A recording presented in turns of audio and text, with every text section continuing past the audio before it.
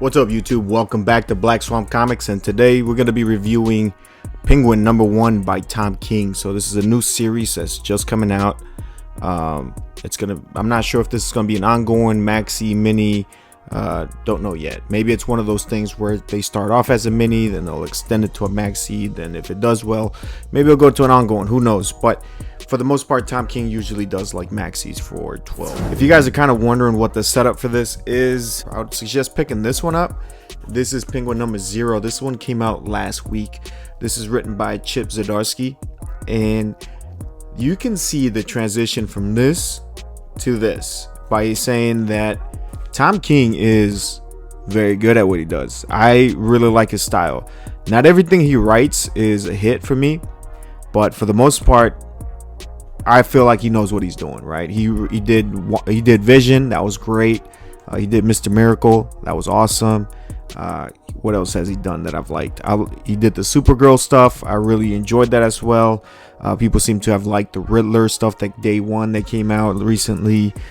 So for the most part, he writes things that I like. Sometimes with, I think, Heroes in Crisis, that was kind of a miss for me. It was a great idea, but not a very good execution, in my opinion. But overall, I think that he does a very good job. So anytime that he is on a book, or I feel like they're gonna give him like a mini or a maxi series, then I'm kind of down for it. Try to see if I can check it out. Before we get started, let's go ahead and give credit. Tom King is the writer. Rafael de la Torre is the artist. Marcelo Mattiolo is the colorist, and Clayton Cowles is the letterer. All right, I really love the art in here. I think that's one thing, whether you like Tom King's writing or not, he does gets the best interior artist.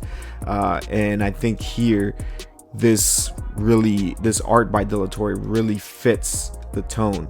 Especially starting off that first page of just the Gotham River to present day. I really love that. The moonlight's shining on the river, and then you see the Batmobile stranded in the middle. That looks great. So this is one of those things where it starts off at the ending.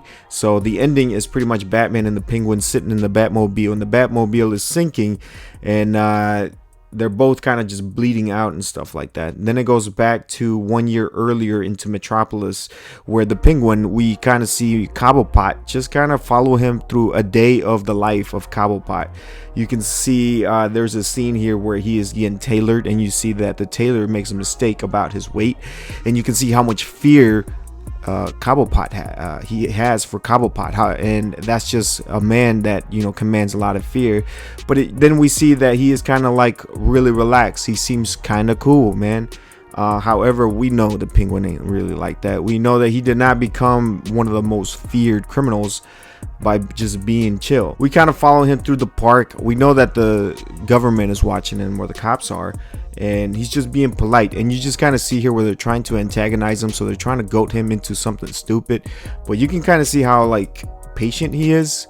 I don't want to say he's patient, but I think that's a good personification by Tom King of Penguin, because I feel like Penguin, because of his looks and his stature, I feel like he would have been somebody who would have been bullied a lot growing up. So I feel like to him, getting bullied or in the middle of this park is really nothing to him. I think what the difference is that he takes revenge. But you can kind of see here that he kind of just takes it, and then we're all kind of just waiting for him to explode as the reader here. You know, he's been working at a flower shop and everything, till there's this cop lady that comes in, Agent Nuri Espinosa. She seems like a pretty much of a hothead, and she's very ambitious, and she wants the Penguin. I love the panel work here. It's really good between the conversations.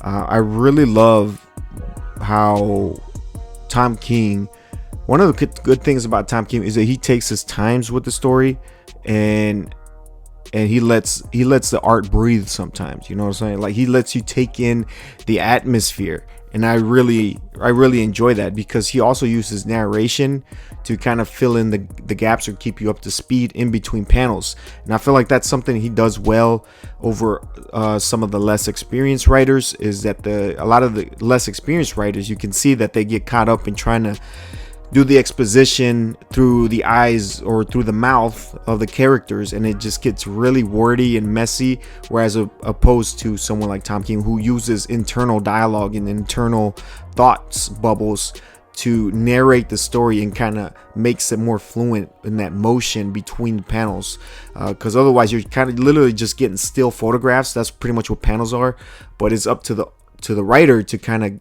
create that flow between transition of the panels. And I think that's what we're getting here. We get a lot of transition between the panels through that narration.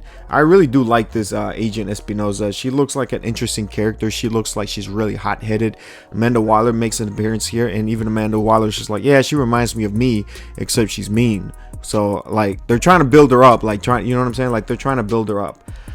Here we see that, and then towards the ending, I love the ending where, you know, the Penguin feels like he's had enough, and he ends up going back to the tailor and then beating the guy for nothing, for no reason, even after all the people that did him wrong, all the people that were insulted him throughout the comic book.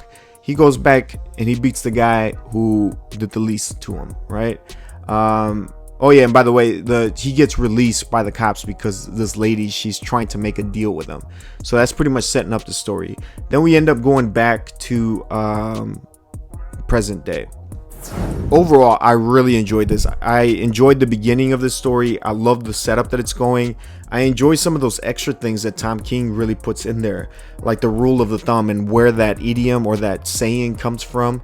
It takes that little detour, but then it comes back into play towards the end of the story, and it's kind of puts it all into full circle, which makes this a very complete and very entertaining comic.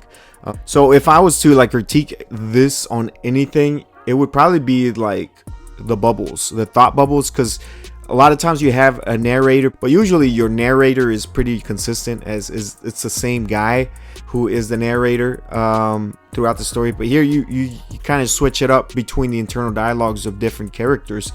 But sometimes the only thing that tells you that it's a different person, it's the color of the bubble or the box. I think something would be helpful is if kind of another indicator telling us who it is, or maybe the initials or something like that. I've seen it used in other comic books where they have the panel, and if it's like an internal bubble, thought bubble of Batman, they'll put like a little bat symbol, or Wonder Woman. You know, I've seen that like in Justice League.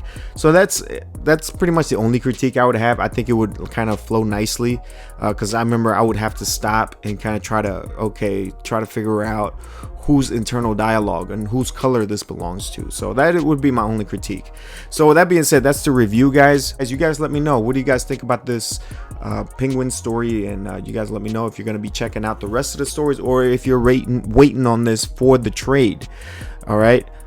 Also this week I won't be reviewing Night Terrors because I went to the comic shop and they didn't have the DC comic books. I ended up picking up Penguin digitally, but that's the only one I'm picking up digitally. Other than that, I'm not going to be able to do those reviews this week. So if not, I'll just let you guys know. I think next week should be the end of Night Terrors. So if they get the books on time, I'll definitely do a finale review on that. All right. Other than that, that's it for me today. And yeah, man, you guys take care. I'll see you guys another time.